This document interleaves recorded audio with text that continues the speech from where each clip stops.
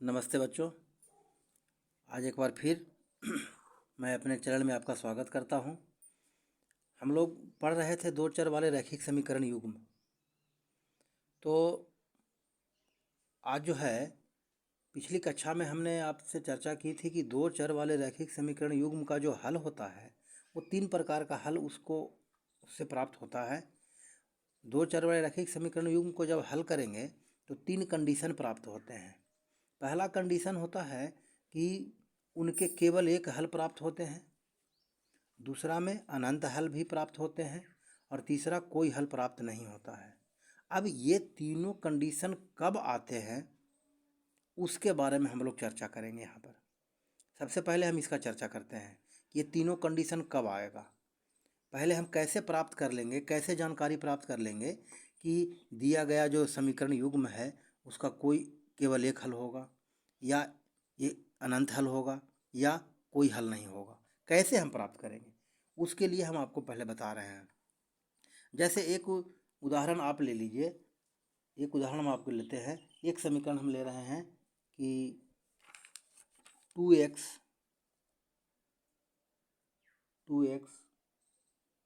Minus y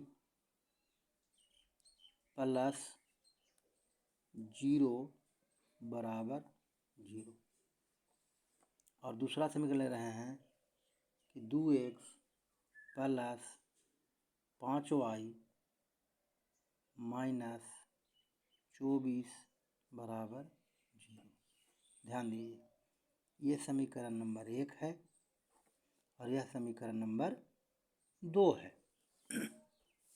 अब हमने आपको बताया था कि कोई भी समीकरण युग्म जो होता है वो किस रूप में होता है। वो होता है a1x plus b1y plus c1 बराबर 0 और a2x plus b2y plus c2 बराबर 0। कैसे, किस रूप में बताया था मैंने, ध्यान से एक बार फिर से देख लेते हैं।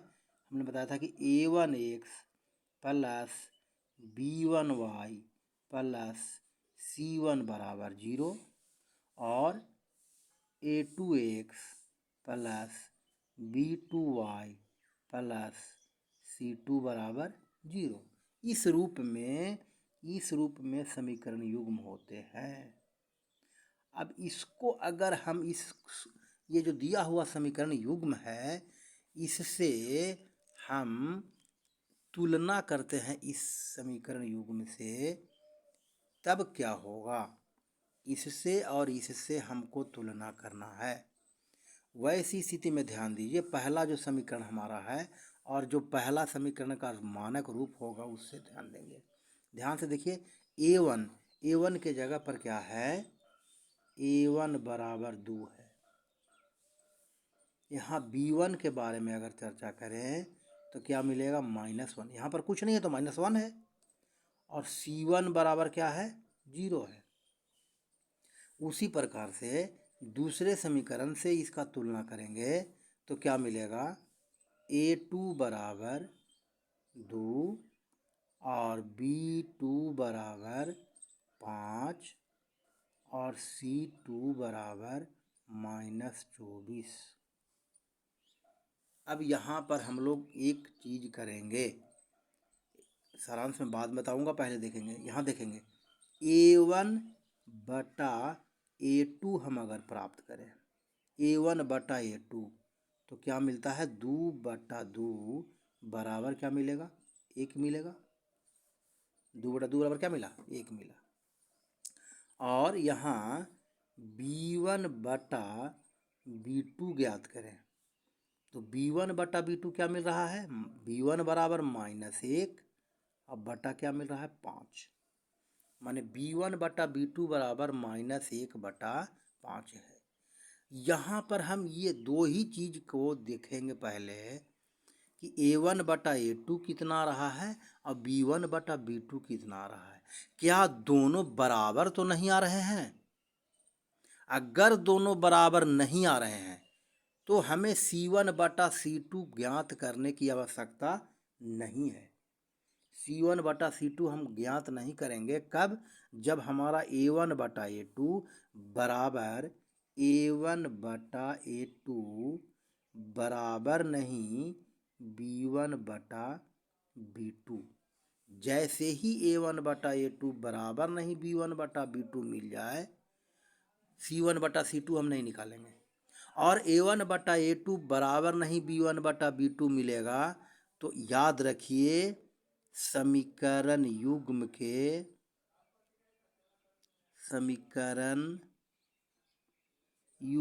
के केवल एक हल प्राप्त होगा। याद रखने वाली बात है। कब प्राप्त होगा? जब A1/A2 बराबर नहीं B1/B2 होता है, तो इसका केवल एक हल प्राप्त होगा। ठीक है, याद रखना है। A1/A2 बराबर नहीं B1/B2 होगा, तो समीकरण युग्म का केवल एक हल प्राप्त होगा। ठीक है, और इसके साथ साथ एक चीज़ और हम आपको बताएं, इसका ग्राफीय जो निरूपण होगा उस पर भी हम हल्का सा चर्चा करते चलेंगे। जब हम समीकरण युग्म का ग्राफ बनाना आपको हम बताएंगे, तो वहाँ पर भी इसका चर्चा करेंगे, आपका क्लियर हो जाएगा। लेकिन अभी हम थोड़ा सा इस पर चर्चा कर देते हैं कि जब A1/A2 बराबर नहीं B1/B2, तो पहला कंडीशन क्या होगा? तो पहला कंडीशन केवल एक हल होंगे, केवल एक हल होंगे। और इसका दूसरा जो कंडीशन होगा, इसका दूसरा कंडीशन होगा कि इसका ग्राफ प्रतिच्छेदी होगा। अभी प्रतिच्छेदी होगा का अर्थ क्या हुआ कि इसका ग्राफ जब भी बनेगा तो वो ग्राफ एक दूसरे को इस तरह से काट देगा। इसको प्रतिच्छेदी बोलते हैं। क्या करेगा? एक ग्राफ एक दूसरे को क्या करेगा? काटेगा। कैसे काटेगा, क्या काटेगा? मैं फिर दोबारा बता रहा हूँ कि जब भी हम लोग समीकरण युग्म का ग्राफ बनाना सीखेंगे तो उस समय हम इस पर चर्चा करेंगे। अभी हम आपको सिर्फ और सिर्फ यही बता रहे हैं कि इसका जो ग्राफ बनेगा वो प्रतिच्छेदी होगा, यानी एक दूसरे को काटेगा। हम क्लास 9 में ये पढ़ चुके हैं कि रैखिक जो दो चर वाले रैखिक समीकरण होते हैं उसका ग्राफ एक सीधी रेखा बनता है। तो एक यहाँ पर कितना समीकरण है? 2 समीकरण है। तो इसका मतलब कि यहाँ पर दो रेखा बनेगा। एक समीकरण का एक रेखा और दूसरे समीकरण का दूसरा रेखा, और वो दोनों रेखा एक दूसरे को क्या करेंगे? काटेंगे। ये बात हम बता रहे हैं कि प्रतिच्छेदी होगा। ठीक है, अब दूसरा समीकरण हम लोग, अब दूसरा उदाहरण लेते हैं। एक और समीकरण ले रहे हैं, एक समीकरण और लिया। जैसे देखिए, ध्यान दीजिए, दूसरा उदाहरण x+y -2 = 0। अच्छा, इसको आप ध्यान से समझिएगा। इसको x+y -2 जो लिख रहे हैं, इसको ऐसा भी दिया रह सकता है कि x+y = 2। ठीक है ना, दोनों एक ही चीज़ है। लेकिन क्योंकि हम लोग मानक रूप से लेके चल रहे हैं, इसका तुलना करना है, इसलिए हम बार बार इसको इस तरह से लिख दे रहे हैं। तो आप ये मत समझिएगा कि इसमें और इसमें कोई अंतर है, दोनों एक ही चीज़ है, दोनों एक ही समीकरण है। ठीक है, और दूसरा जो समीकरण हमारा है वो देखेंगे, 2x + 2y -6 = 0। ठीक है, ये दोनों समीकरण को हम लोग देखना है।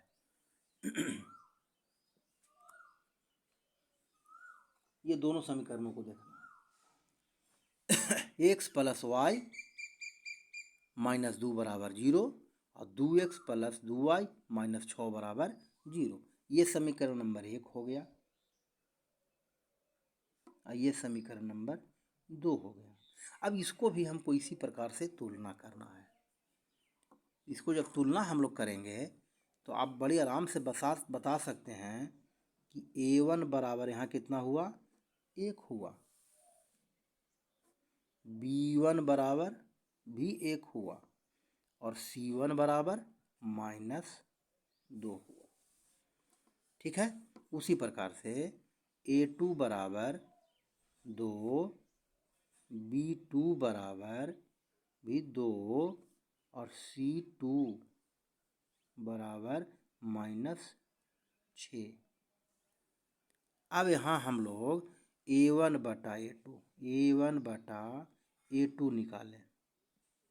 A1 बटा जब A2 निकालेंगे तो क्या मिलेगा? 1/2। B1 बटा B2 निकालिए, तब क्या मिल रहा है? यहाँ B1 1 है और B2 2 है। और C1 बटा C2 निकालिए, तब क्या मिल रहा है? ऊपर -2 और नीचे -6। इसको जब हम लोग काट देंगे तो क्या मिलेगा? 1/3 मिलेगा। अब यहाँ ध्यान दीजिए, आपका जो कंडीशन बन रहा है वो क्या बना? A1 बटा A2 बराबर B1 बटा B2, है ना? यहाँ क्या मिल रहा है? A1 बटा A2 बराबर B1 बटा B2। अब बराबर नहीं C1 बटा C2, है ना? यहाँ भी 1/2 मान आया, यहाँ भी 1/2 मान आया, और यहाँ कितना मान आ रहा है? 1/3 आ रहा है। इसका अर्थ क्या हुआ कि A1 बटा A2 बराबर मिला B1 बटा B2।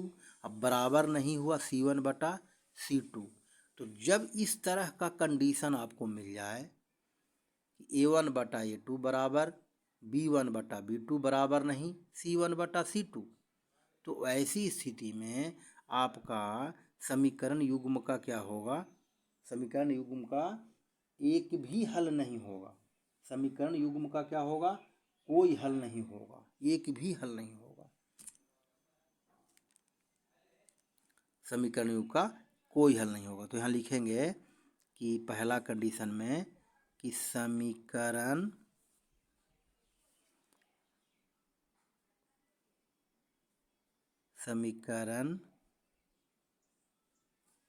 युग्म का कोई हल नहीं होगा, कोई हल नहीं होगा, पहला चीज। और ग्राफीय निरूपण, जब ग्राफ इसका बनेगा तब क्या होगा? तब होगा कि इसका ग्राफ क्या होगा? इसका ग्राफ समानांतर होगा, समानांतर होगा। हम बार बार आपको बता रहे हैं कि जिस दिन हमारा क्लास चलेगा समीकरण युग्म का ग्राफीय निरूपण कैसे करेंगे, उस समय हम लोग इस पर पूरी तरह से चर्चा करेंगे। लेकिन आज आपको जान लेना ज़रूरी है कि इसका जब हम ग्राफ बनाएंगे तो इसका ग्राफ जो होगा वो एक दूसरे को काटेगा नहीं, एकदम समानांतर बनते चला जाएगा। इस तरह से ग्राफ बनेगा। अगर मान लीजिए इसको x अक्ष और इसको y अक्ष ले लेते हैं, ये x अक्ष और y अक्ष लेते हैं, तो इसका ग्राफ एकदम इस तरह से समानांतर बनेगा। ठीक है, ग्राफ क्या बनेगा? समानांतर बनेगा। इस तरह से समानांतर बनेगा। ठीक है ना? तो कब होगा? जब A1 बटा A2 बराबर B1 बटा B2 और बराबर नहीं C1 बटा C2 आपको मिलता है, तो इसका समीकरण युग्म का एक भी हल प्राप्त नहीं होगा और इसका ग्राफ कैसा बनेगा? समानांतर बनेगा। अब हम लोग तीसरा कंडीशन में आते हैं। तीसरा उदाहरण एक लेते हैं। तीसरा उदाहरण एक समीकरण और हम लेते हैं, वो समीकरण देखिए। जैसे यहाँ पर ले रहे हैं कि x प्लस वाई माइनस 2 बराबर 0, पहला समीकरण।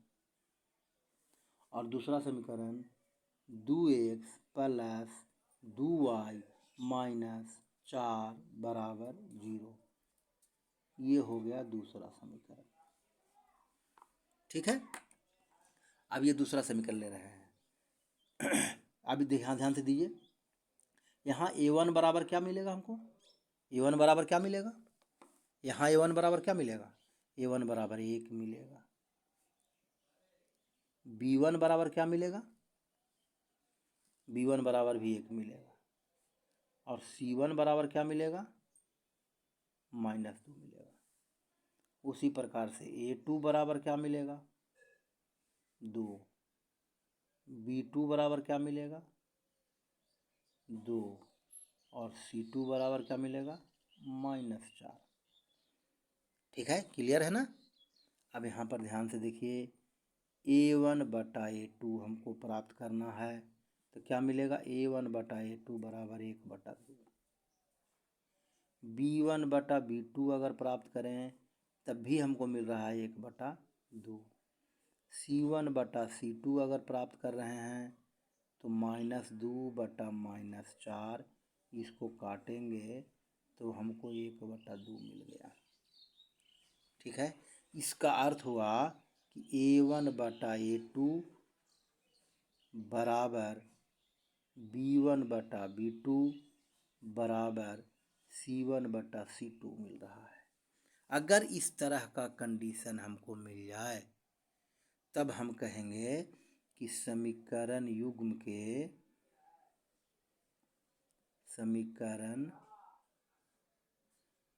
के अनंत हल होंगे।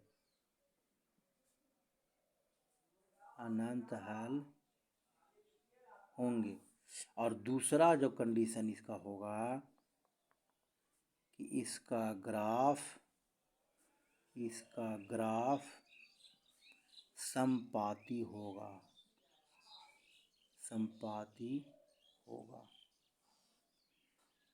इसका ग्राफ समपाती होगा। एक चीज़ हम लोग थोड़ा सा चर्चा कर लें आपके दिमाग में बैठाने के लिए, थोड़ा सा फिर हम इस पर आते हैं। इस बिंदु पर हम ग्राफीय विधि पर बात कर लें। बार बार हम बता रहे हैं, देख लीजिए, इसको थोड़ा सा समझ लीजिए। यह x अक्ष है, ये y अक्ष है। हम अभी दोनों तरफ नहीं ले रहे हैं, सिर्फ चलिए इसको ही ले लेते हैं। x' हो गया और ये y' हो गया, ये मूल बिंदु हो गया। तो कोई भी हम बार बार बता रहे हैं, जैसे एक ग्राफ हम बनाया किसी रेखा के लिए, ये और ये। तो अगर इस तरह का ग्राफ बन रहा है तो इस तरह का अगर एक ग्राफ दूसरा ग्राफ किसी को काट रहा है तो इसको हम प्रतिच्छेदी बोलेंगे। ठीक है, इसी प्रकार से अगर एक ग्राफ हम यहाँ लेते हैं,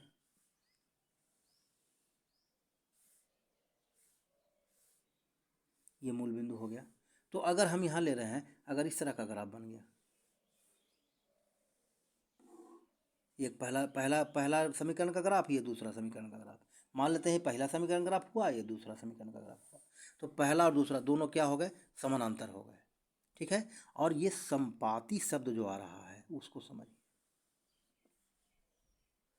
ग्राफ बनाना हम लोग क्लास 9th में जान चुके हैं, इसलिए हम थोड़ा सा इस पर विशेष चर्चा नहीं कर रहे हैं। लेकिन एक क्लास हम इस पर लेंगे कि कैसे हम इसका ग्राफ बनाएंगे, क्योंकि बहुत इंपॉर्टेंट चीज़ है। 5 नंबर का प्रश्न आपको बिहार बोर्ड में आता है। अब संपाती शब्द का मतलब हुआ कि मान लिया कि कोई एक समीकरण का ग्राफ हम बनाए और वो ग्राफ ऐसा बना।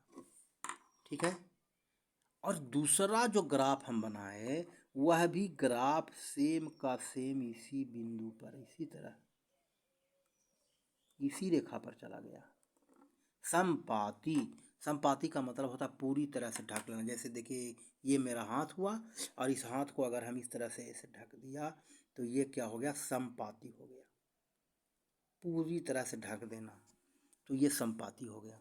इसको प्रतिच्छेदी बोलेंगे, इसको समानांतर बोलेंगे और इसको क्या बोलेंगे, संपाती बोलेंगे। ठीक है, तो अब बस आपको हम इसको सिर्फ ताज़ा करने के लिए, आप बस समझाने के लिए, बाकी हम लोग अभी यहीं पर आते हैं, इसी बिंदु पर आते हैं। क्या होगा, इसका ग्राफ संपाती होगा। तो हम लोग 3 कंडीशन हमको मिला। 3 कंडीशन क्या मिला, पहला कंडीशन इसको एकदम याद कर लेना है। नंबर 1 कंडीशन A1/A2 बराबर नहीं B1/B2। तो क्या होगा, तो क्या होगा, पहला कंडीशन, इसको याद कर लीजिएगा, आपके लिए बहुत इंपॉर्टेंट है। पहला कंडीशन क्या होगा, इसका केवल एक हल होगा और दूसरा ग्राफ प्रतिच्छेदी होगा। ठीक है। दूसरा नंबर में क्या, A1/A2 बराबर B1/B2 बराबर नहीं C1/C2। तब क्या होगा, पहला कंडीशन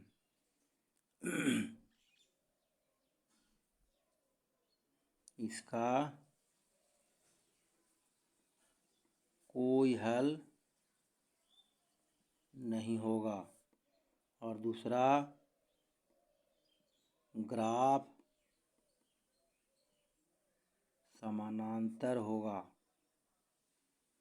ठीक है। और तीसरा कंडीशन में A1/A2 बराबर B1/B2 बराबर C1/C2। तब क्या होगा,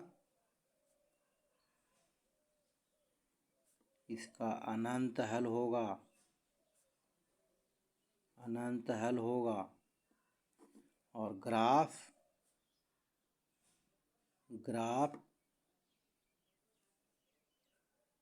संपाती होगा। ठीक है, ग्राफ संपाती होगा। ठीक है ना। ये तीन चीज़ है। इसके बाद जो है हम लोग इस पर चर्चा करेंगे।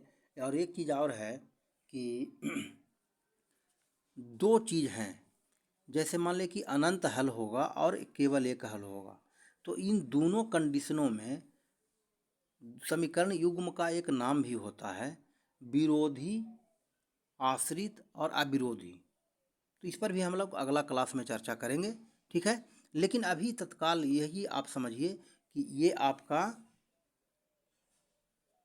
समझना ज़रूरी है। ये तुलना करके आप इसको समझ लीजिए, तो ये ऑब्जेक्टिव में भी इसका आपका क्वेश्चन आता है, और सब्जेक्टिव में तो आता ही आता है। तो इसको आप समझ लीजिए, इसको कंफर्म कर लीजिए। ठीक है ना। तो ये कक्षा आज के लिए इतना ही, फिर अगली कक्षा में फिर हम लोग बात करेंगे।